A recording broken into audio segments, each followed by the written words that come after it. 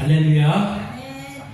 지난 주일에는 우리 김임찬 권사님만 오셨는데 또 이렇게 다 회복되어서 와서 같이 예배를 하니까 반갑습니다.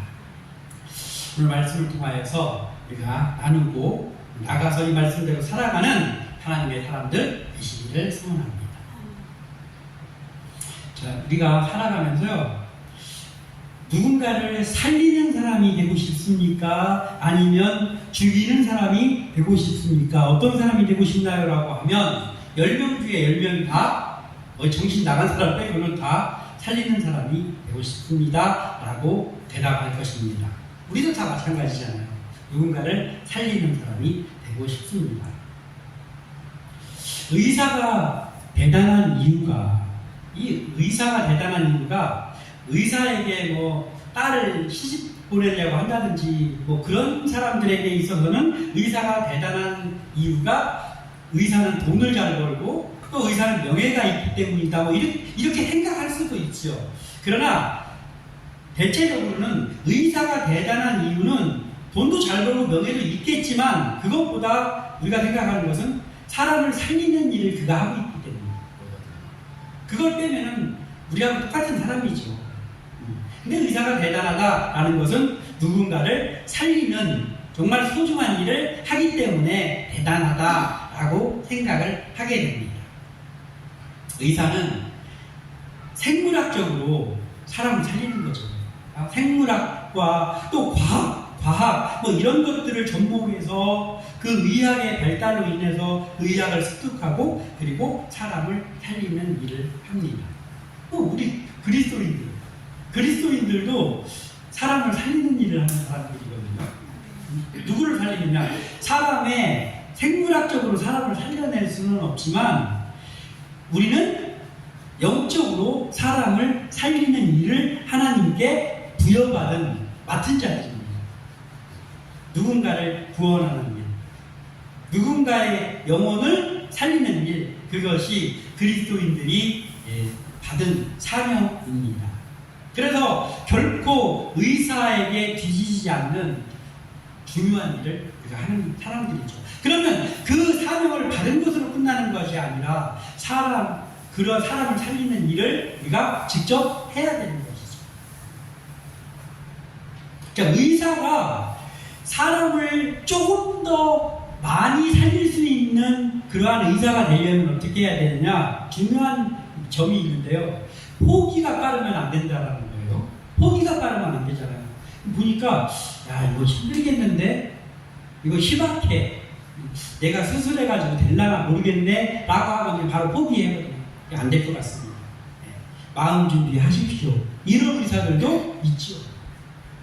그러니까 의사가 포기가 빠르면 빠를수록 사람을 더 많이 살려낼 수는 없겠죠. 또 의사가 누군가를 더 살리려면 희생의 마음이 있어야 된단 말이에요. 그러니까 희생의 마음이 없으니까 이거 괜히 잘못 손댔다가 내가 책임질 일만 생기면 어떡하나, 그래서 포기하는 거거든요. 그런데 조금이라도 그 사람을 살릴 수 있는 가능성이 있다면, 혹시 내가 이 수술을 하다가 이 사람을 못 살려내서 나에게 어떤 책임이 돌아온다 할지라도 이 사람은 정말 적은 그러한 확률이지만 수술해서 살 수 있는 가능성도 있는데 라고 한다면 포기하지 않고 자기를 희생할 마음을 가지고 그 사람을 살리는 일에 임한다면 한 명이라도 더 사람을 더 살려낼 수 있겠죠. 그럼 정말 훌륭한 사람을 살리는 일을 하는 의사가 될 것입니다.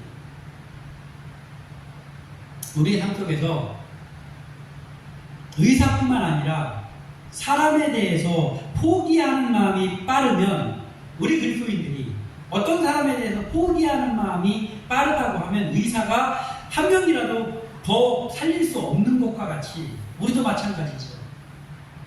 이 사람은 다른 사람은 다 예수 믿을지 몰라도 이 사람은 예수 안 믿을 것 같아. 이 사람은 근본적으로 잘못된 사람이야 라고 하는 마음이 빨리 자리 잡게 되면, 그러면 사람을 빨리 포기할 거 아니에요. 그럼 한 명이라도 구원의 길로 인도하는 일을 우리가 하지 못하겠죠. 또 나를 희생하려는 마음이 그리스도인인 우리에게 없다라고 한다면, 이기적인 사람이라고 한다면, 그러면 교회 안에서 또는 믿음의 가정 안에서 어떤 공동체 안에서 우리가 살리는 일을 할 수 없을 겁니다. 오히려 악영향을 끼치게 될 수도 있죠. 왜냐하면 나만 잘 되면 되니까. 나만 살면 돼. 다른 사람이 죽더라도 내가 살면 돼. 라는 마음을 갖기 때문이죠. 희생정신이 없다라는. 그런데 그리스도인이라는 이름을 우리에게 주신, 내가 예수의 사람이다 라고 불릴 수 있게 우리의 영원한 선생님이 되어 주신 구원자 예수님께서는 어떻습니까? 우리 같은 사람, 나 같은 사람을 포기하지 않으셨죠. 우리가 다 구원받을 만해서 구원받은 건 아니지 않습니까? 예수를 알지 못할 때 정말 생각해보면 이기적이고, 그리고 참 구원받을 자격 없는 사람이었는데, 그런데 예수님께서 나를 포기를 안 하셨기 때문에 우리가 여기 있습니다.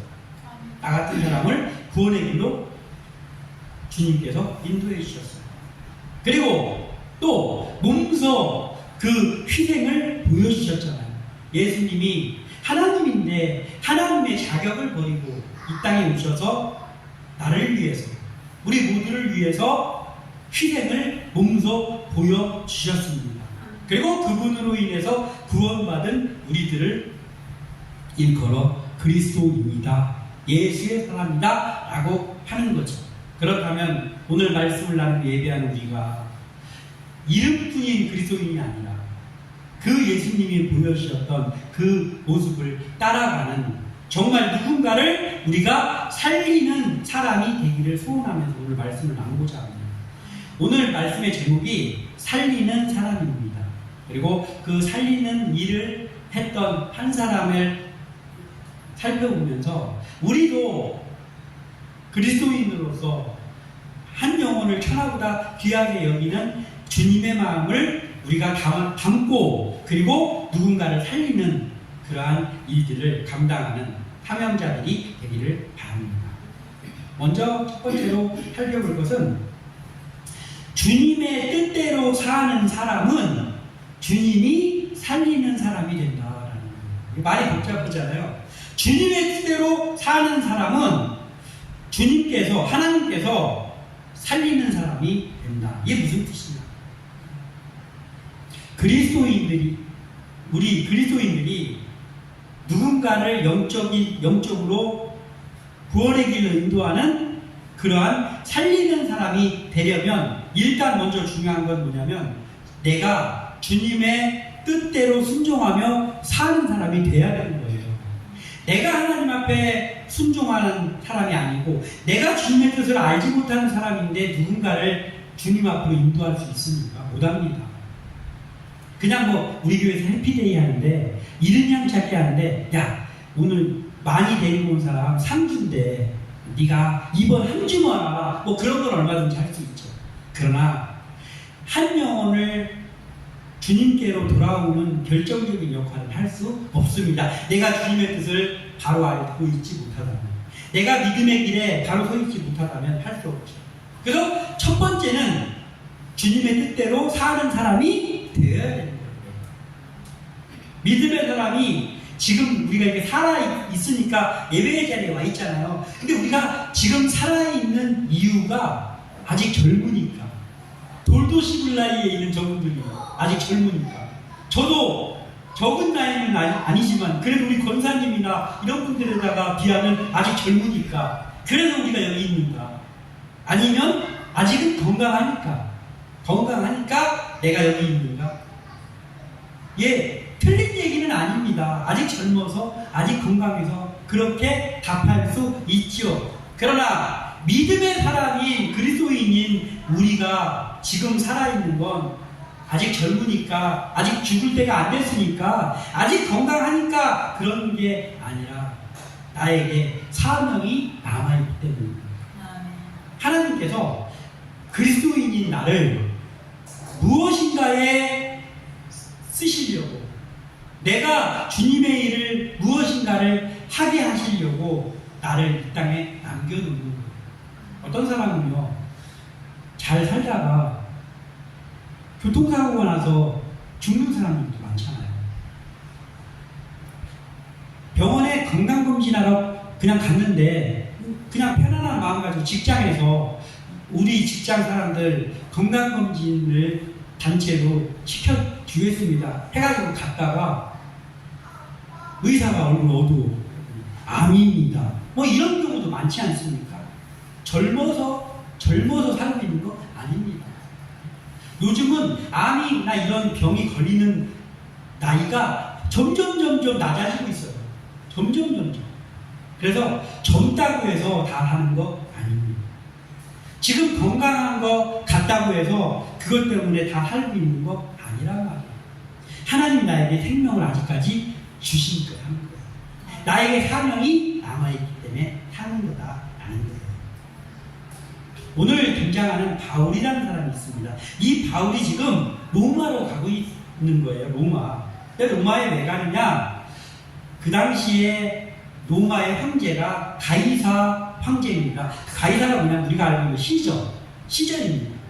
시저 황제 앞에 서는 일이 있어서 지금 로마로 압송되고 있는 거예요. 묶여가지고 배를 타고, 지금은 비행기가 있지만 그때는 없잖아요. 그러니까 배를 타고 오랜 기간에 걸쳐서 로마로 지금 압송되고 있는 거예요. 가이사 앞에 재판받는 바울이.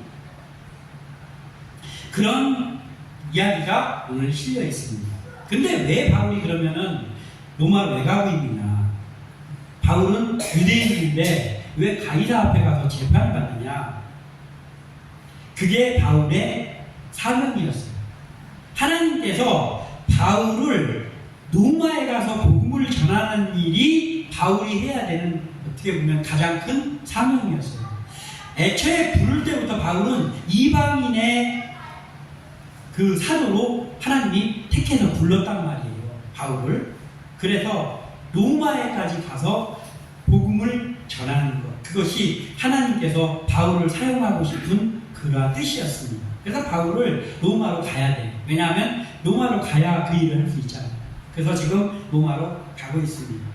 그런데 사도행전 25장 12절에 보면 베스도가 배석자들과 상의하고 이르되 네가 가이사에게 상소하였으니 가이사에게 갈 것이라 한데, 이런 말이 있어요. 이게 무슨 뜻이냐면, 어떤 나라가 다른 나라를 침략해서 그 나라를 점령했어요. 그 식민지를 만들었어요. 그러면은 그 식민지를 만든 나라에 식민지화한 그 나라의 황제가 그 점령한 나라에다가 총독을 보냅니다. 우리나라도 옛날에 일제시대 때 그랬잖아요. 총독을 보내는 거예요. 그런데 그 총독으로 보내진 사람이 베스도라는 사람이었어요. 그 당시에. 이 베스도 총독이 있었는데 그 바울이 고소를 당했어요. 바울이 고소를 당해. 이 바울은 살려두면 안 될 사람이다 라고 하면서, 그 뭐냐면 복음 전하는 것 때문에 고소를 당했습니다. 그래서 재판을 받게 됐어요. 그런데 재판을 받는 이때에 사실은 바울은 뭐 재판을 받을 만한 죄를 진 건 아니에요. 복음을 전했는데 그 복음을 전했다는 것 때문에 유대인들의 권력자들이나 이런 사람들이 말하자면 죄명을 뒤집어 씌워가지고 바울을 감옥에 보내려고, 아니 더 나가서 죽이려고 하는 그러한 상황이었습니다. 그랬는데 바울이 갑자기 이렇게 하는 거예요. 그 총독 앞에 가더니, 총독은 로마에서 온 사람이잖아요. 그러니까 총독 앞에 와서 그러는 거예요. 사실은 제가 드리는 말씀이 있습니다.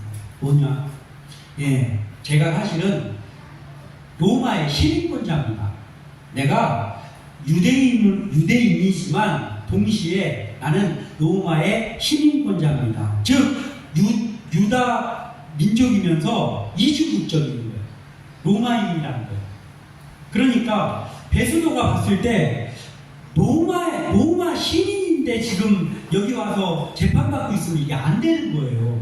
로마 시민은 그 누구도 함부로 할 수 없는 시대입니다. 왜냐하면 세계를 거의 정복하는 나라가 로마이기 때문에 로마 시민은요 함부로 다룰 수 있는 사람이 아니었단 말이에요. 그때. 그런데 갑자기 와가지고 이 바울이 제가 사실은 로마 시민권자입니다 하면서 그 시민권을 보여줬겠죠. 그러니까 베스도가 깜짝 놀라서 상의를 합니다. 그 사람들과. 아니 알고 봤더니 이 바울이라는 사람이 그냥 유대인이 아니고 로마 시민권자야.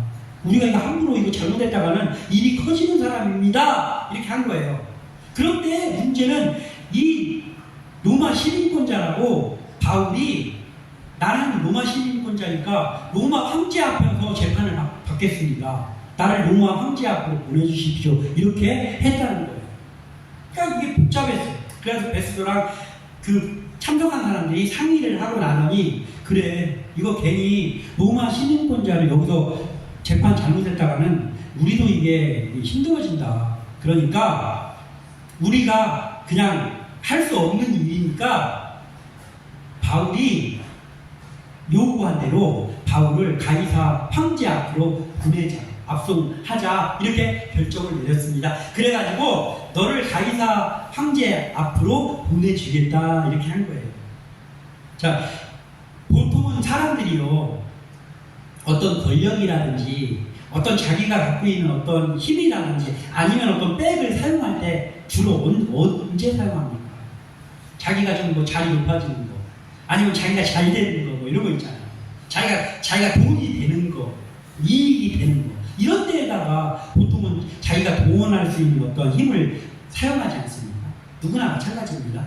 그런데 지금까지 이 바울은 복음을 전하면서 다니면서 자기가 로마 시민권자라고 뻐기거나 누구한테 그것을 말한 적이 없습니다. 그런데 지금 재판받는 그때에 로마 시민권을 사용하는 거예요. 나 로마 시민권자니까 로마에 가서 재판받겠다. 얼마나 멋있습니까? 왜냐하면 그것이 자기에게 주어진 로마에 가야 되는 것이 자기에게 주어진 하나님의 사명이라는 걸 바울은 너무나 잘 알고 있어요.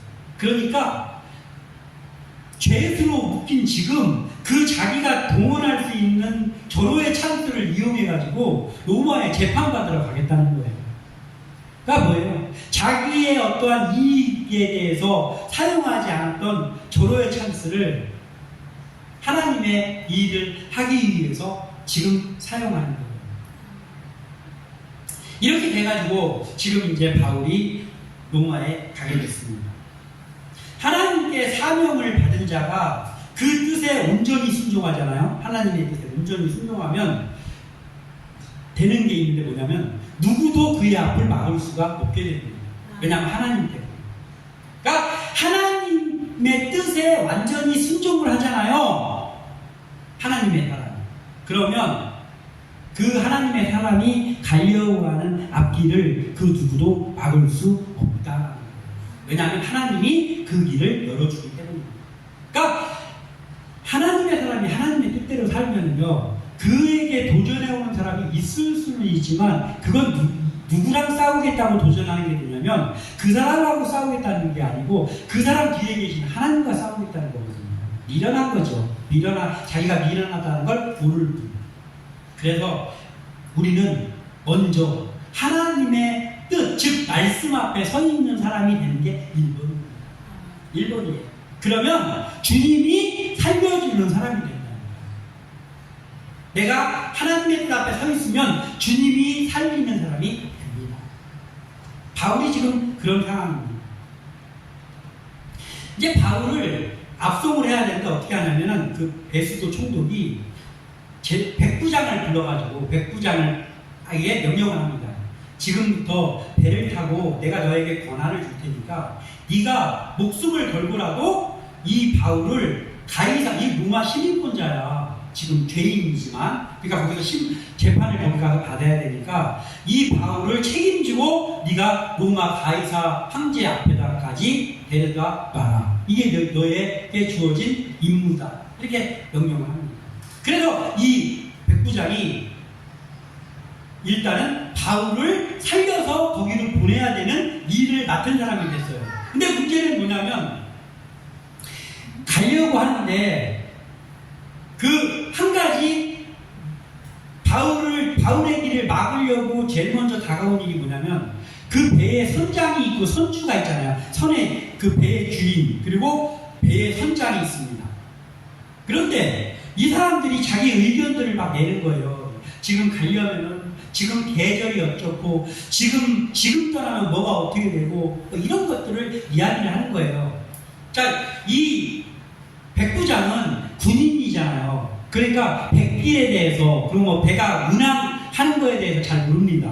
그러니까 그 선주와 선장의 말을 들을 수밖에는 없는 거예요. 그래서 바울이 어떠한 말을 했는데 바울의 말보다는 그 선장과 선주의 말을 믿고 그대로 이제 일을 진행을 하는 그러한 상황이 발생합니다. 이게 오늘의 골자는 아니기 때문에 이렇게 넘어갑니다.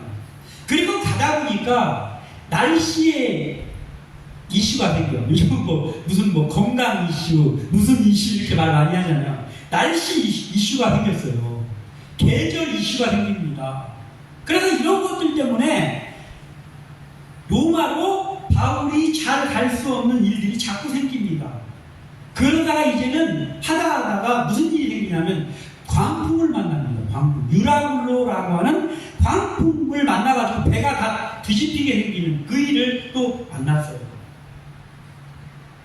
그런데도 그 속에서도 하나님께서 또 길을 열어주시고 또 길을 열어주셔가지고 결국은 그 바울을 죽이려고 막으려고 아무리 해도 막히지가 않고 계속해서 어려운 가운데에서도 계속해서 로마를 향해서 갑니다. 로마를 향해서 갔는데 그러다가 이제 거의 다 갔을 무렵에 배가 더 이상 갈 수 없는 배가 깨지게 생긴 그런 상황에 다다랐습니다.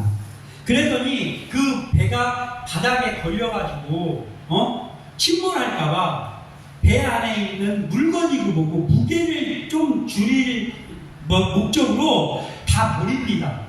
그렇게 했는데도 해결이 안 돼요. 그래서 배를 놓고 이제 이 안에 그대로 있으면 우리가 다 죽을 수밖에 없으니까 이 죄인들을 바다에 다 뛰어내리게 해가지고 육지가 별로 멀지 않았으니까 수영해서 그 육지로 가라고 해야 됩니다. 그리고 군인들이랑도 이제 수영하고 해가지고 거기로 가야 될 것 같습니다. 이렇게 말해요.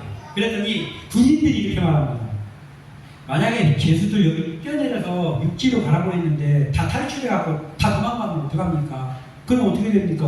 우리가 책임을 져야 되는데 그러지 말고 우리는 육지로 가고요. 우리가 육지로 가기 전에 이 죄수들을 다 죽여버립시다. 이렇게 말하는 거예요.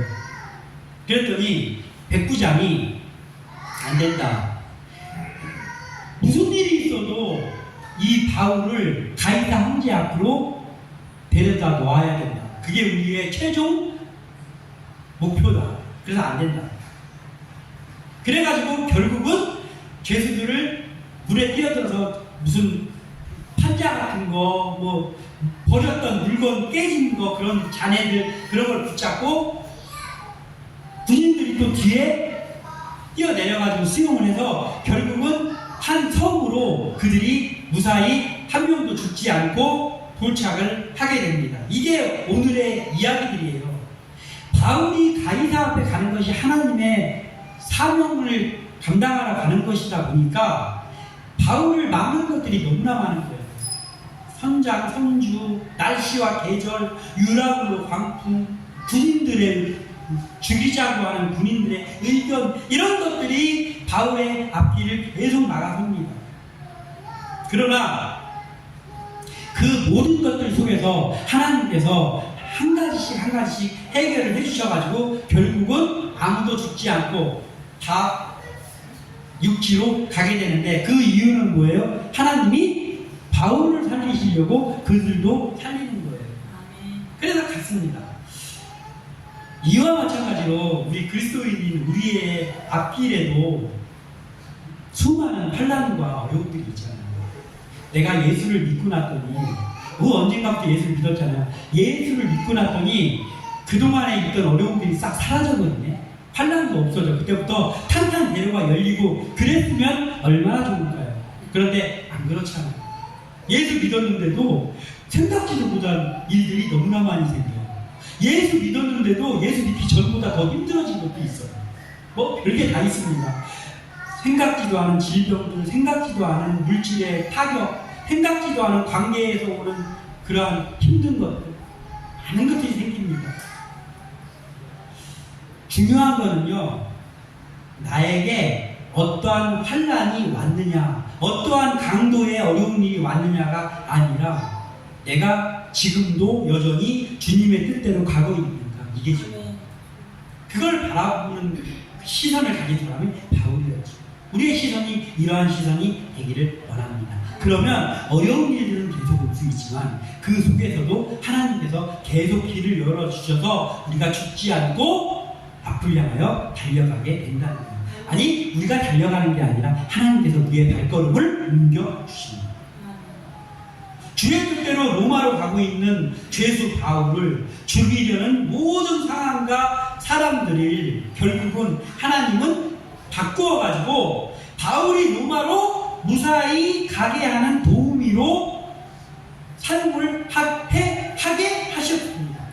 자, 백부장은 그 바울을 가이사에게 데려다 놓는 사명을 받았어요. 그래서 백부장은 바울을 보호하는 보호자의 역할을 하게 되죠. 그리고 선장과 선원들, 군인들은 여러 가지로 장애물의 역할을 감당하려고 했지만 결국은 그 선장과 선원들, 이런 사람들은 바울이 가이사에게 가는 길을 열어주는 역할을 했고, 그리고 그 군인들도 바울을 호위하는 역할을 하면서 갔습니다. 나중에 육지에 도달했을 때 멜리데라는 섬에 갔는데 그 섬에서는 이제 내려가지고 물에서 수영하고 왔으니까 춥잖아요. 그래서 불을 피워놓고 거기서 좀 이렇게 옷을 말리고 있는데, 그 옷을 말리고 불을 쬐고 있는데 물리면은 살 방법이 없는 엄청난 독을 가지고 있는 뱀이 불 속에서 튀어나와가지고 바울의 손을 물었어요. 손을 물으니까 사람들이 그러는 거예요. 저 뱀에다가 물리고 살 방법이 없는데 이제 저 사람 조금 있으면 죽겠구나 했는데, 아무리 시간이 지나도 바울이 죽지 않고 그냥 툭툭 털어내고 나니까 멀쩡한 거예요. 그래서 그 섬에 있는 사람과 거기 같이 있는 사람들이 그걸 보면서 오히려, 야, 저 사람은 하나님이 보호하는 사람이구나. 저 뱀에 물리고는 죽을 수 없는데 저 사람은 안 죽은 걸 보니까 저 사람은 보통 사람이 아니다. 우리가 어떻게 할 수 있는 사람이 아니다라고 하면서 그 바울이 독에 물리고도 멀쩡한 그 사건 때문에 그 멜리데 섬에 있는 동안에 그 섬 사람들이 이 사람들을 극진하게 챙기고 나중에 그 섬에서 떠나서 로마로 향해서 갈 때 많은 도움을 받게 됩니다. 이렇게 한 이유는 뭐예요? 바울이 자기가 어디로 가는 것이 아니고 주님의 뜻대로 자기의 사명을 향해서 모든 것을 그 하나님의 사명 하나를 위해서 하나님 앞에 서 있었기 때문에 주님께서 어떠한 역경 가운데에서도 바울의 걸음이 멈추지 않게 하나님께서 그의 걸음을 옮겨 놓으셨기 때문에 그게 가능하다는 것이죠. 우리의 앞길도 마찬가지입니다. 우리가 날마다 살아가는 가운데 우리의 발걸음이 무디게 만들고 힘들게 만드는 요소들이 있습니다. 그렇지만 그 속에서도 우리는 그 환난만 바라보는 것이 아니라 내가 주님 뜻대로 지금 서 있는가를 바라보면서 주님과 동행하는 발걸음이 되기를 바랍니다. 그렇게 갔을 때 또 하나는 뭐냐면, 주님이 살리는 사람이 됐잖아요, 바울이. 그 주님이 살리는 사람은 사람을 살리는 사람이 된다는 거예요. 하나님의 뜻대로 서 있기 때문에 하나님이 살려주시는 그 사람의 발걸음은 또 다른 누군가를 살리는 발걸음이 된다. 배에 타서 일을 당한 또 한 사람이 있습니다, 성경에. 바울이 지금 배에 타서 여러 가지 일을 겪잖아요. 그런데 배에 타서 여러 가지 일을 겪는 또 다른 한 사람이 성경에는 기록되어 있습니다. 그게 누구냐면 하나님의 사명을 거절하고 도망가는 요나죠. 네, 똑같이 배를 탔어요. 그런데 다른 점은 뭐냐면은 바울은 호승죄를 느껴서 죄인의 신분으로 남에 의해서 지금 배에 탄 거고, 하나님의 뜻을 거절하고 도망가는 요나는 자기가 떳떳하게 자기 뱃삭 주고 편안한 자세로 배를 탄 거예요. 다릅니다.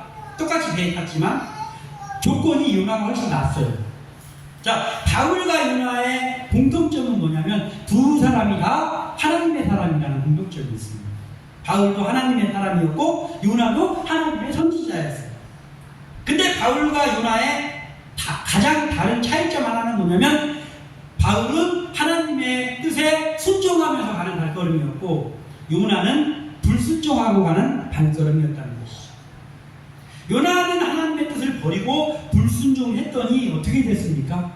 바울은 하나님께 순종하고 가니까 죄수의 몸인데도 그 바울 한 사람 때문에 죽을 뻔한 모든 속에서 하나님이 건져주는 거예요. 그래서 바울 때문에 바울을 살려야 되기 때문에 그 영향으로 모든 사람이 광풍 속에서도 살고 어떠한 환경 속에서 살게 됩니다. 즉 바울 한 사람 때문에 하나님이 다른 사람도 살려준단 말이에요. 바울 때문에 다 살았습니다. 그런데 요나는 어때요? 불순종했더니 하나님은 불순종하고 있더니 자기만 죽을 고비에 빠지는 게 아니고 요나 때문에 배가 뒤집어져가지고 죄도 없는 다른 사람들 다 죽을 뻔했습니다. 왜냐하면 요나가 그 배에서 중에서 요나 때문에 그 태풍이 생긴 거거든요. 그러니까 똑같은 하나님의 사람이었는데도 바울은 순종하며 하나님의 뜻을 따라 나가니까 바울 때문에 다른 사람도 삽니다. 그런데 요나는 불순종하면서 나가니까 똑같은 하나님의 사람이었는데 요나 한 사람 때문에 애꿎은 사람들도 다 죽을 뻔합니다. 즉 하나님의 영광을 가립니다. 이게 다른 점이에요. 그리스도인이 주님의 뜻대로 살지 않으면요 제일 먼저 나타나는 현상이 뭐냐면 하나님의 영광을 가립니다. 예수 믿는 사람이 예수 믿는 사람답게 살지 못하면요 세상 사람들이 그때 예수 믿는 사람을 욕하잖아요. 응? 어떤 신문에 막 예수 믿는 목사가 무슨 일을 했다더라 막 이런 것들이 나오면 어떻습니까? 제일 먼저 그 사람들이 욕하지만 예수 안 믿는 사람들이 저 하나님 믿는다는 것들이 저 지경이요 하면서 하나님의 이름에 제일 먼저 먹치는 하나님의 영광을 가립니다. 그리스도인이 주님 뜻대로 살지 못하는 요나가 그랬었어요. 그러면 하나님의 영광을 가리고 또 사람을 살리지도 못합니다. 하나님의 영광을 가립니다. 그렇기 때문에 우리가 속한 곳에서 교회에서 내가 속한 가정에서 내가 속한 직장에서 내가 속한 믿음의 어떤 공동체 안에서 내가 진정한 그리스도인이라면 먼저 주님의 뜻대로 서고 그리고 하나님의 영광이 나를 그러한 역사가 있어요. 그리고 나를 통해서 시들시들해져 가던 영혼들이 나를 매개체로 해서 살아가는 역사가 거기서 일어나야 된다는 거예요. 그러기 위해서 우리는 먼저 우리가 말씀 앞에서는 순종하는 그런 사람이 돼야 돼요. 주님의 뜻대로 사명에 순종한 바울이 하나님이 살려서 로마 황제 가이사 앞에 서게 하셨습니다. 결국은 그 모든 환난 가운데서 하나님이 살려주셔가지고 가이사 앞에 서게 하셨습니다. 그런데 가이사 앞에 재판받으러 갔더니 어떤 일이 생기냐면요. 재판이 복잡해. 그냥 하루 재판받고 끝나는 게 아니에요. 뭐 이것 때문에 미루어지고 또 2차 재판이 있고 막 이런 식으로 돼가지고 재판이 되게 길어집니다. 그런데 로마에 가서 재판을 해봤더니 야, 이 바울이 특별하게 무슨 뭐 감옥에 가야 할 만한 죄가 없는데 그렇지만 조사를 계속 하자 해가지고 그런데 아직까지 바울이 뭐 죽을 죄를라도 져갖고 여기 올 줄 알았더니 그게 아니야. 그럼 아직까지 이 사람이 죄인인지 아닌지 결정이 난 게 아니잖아. 그러니까 함부로 오게 가질 수 없어. 그리고 로마 시민권자인데. 그러니까 새빵집을 하나 얻어가지고 집에서 출퇴근하는 거예요. 바울이 재판날 되면 자기 집에서 자유롭게 살다가 사람들도 만나고 자유롭게 살다가 재판날만 가서 재판 받고 자기 집에 다시 와가지고 살고 그걸 2년 동안 했어요. 그러니까 그 2년 동안 바울은 어떻게 됐냐면 로마에서 2년 동안 자유인이니까 거기서 계속 복음을 전합니다. 사람들 바울 사도행전 사도행전 28장에 맨 마지막 절이 30절, 31절이거든요. 사도행전의 맨 끝이. 거기에 뭐라고 얘기냐면 바울이 온 이태를 2년입니다. 이태를 자기 셋집에 머물면서 자기에게 오는 사람을 다 영접하고 하나님의 나라를 전파하며 주 예수 그리스도에 관한 모든 것에 담대하게 거침없이 가르치더라. 아멘. 죄수로 갔었는데 재판받는 과정이 길어지면서 2년 동안이나 자유롭게 자기 집에 살면서 마음대로 사람들을 만나면서 그들에게 복음을 전했습니다. 하나님의 뜻이 이루어졌습니다. 바울은 비록 죄수였지만 사명을 따라서 로마에 왔고 사명을 위해 자기의 모든 것을 사용했으며 그런 바울을 하나님이 살리셨고 로마에서 또한 사람을 살리는 복음을 증거하는 것보다 사람을 더 살리는 일이 어디 있습니까? 이 일을 바울을 통해서 하게 하셨다는 말입니다. 하나님의 뜻에 서 있었더니 하나님이 살려주시고 어떠한 상황 가운데 그래서 로마에 가게 하셔서 거기서 또 다른 사람을 살리는 복음을 전파하는 일을 자유롭게 하게 하셨다. 이게 바로 합력하여 선을 이룬다라고 볼 수 있지 않습니까? 오늘 바울이 이랬던 모습을 우리가 살펴봤습니다. 우리의 삶에도 환난도 있고 여러 가지 어려운 일들도 있지만 그러한 것들보다 우리가 먼저 하나님의 뜻대로 서 있는 것에 관심을 가지고 그 일에 최선을 다해서 나가는 그러한 환난 가운데서 하나님은 바울을 살려주시듯이 우리를 살려주실 것이다. 우리가 알지 못하는 방법들을 통해서 살려줄 것이다. 그래서 더 하나님 앞에 감사하며 하나님의 충성을 하면 우리를 통하여서 또 다른 영혼들이 살아나는 하나님의 영광을 드러내고 사람을 살리는 일을 우리가 할 수 있으리라 믿습니다. 우리가 이러한 사람들로 주님 앞에 온전히 서기를 주님의 이름으로 축원합니다. 기도합니다.